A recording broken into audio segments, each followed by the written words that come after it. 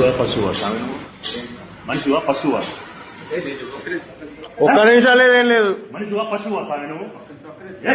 ఏం స్వామి బుద్ధి తక్కువ మాట్లాడ? ఇదేం పని స్వామి నాకు అర్థం కాదు. మరి ఏంటి బుద్ధి తక్కువ ఎవరు? ఏం టెన్షన్ స్వామి నువ్వు? అభివృద్ధి అభివృద్ధి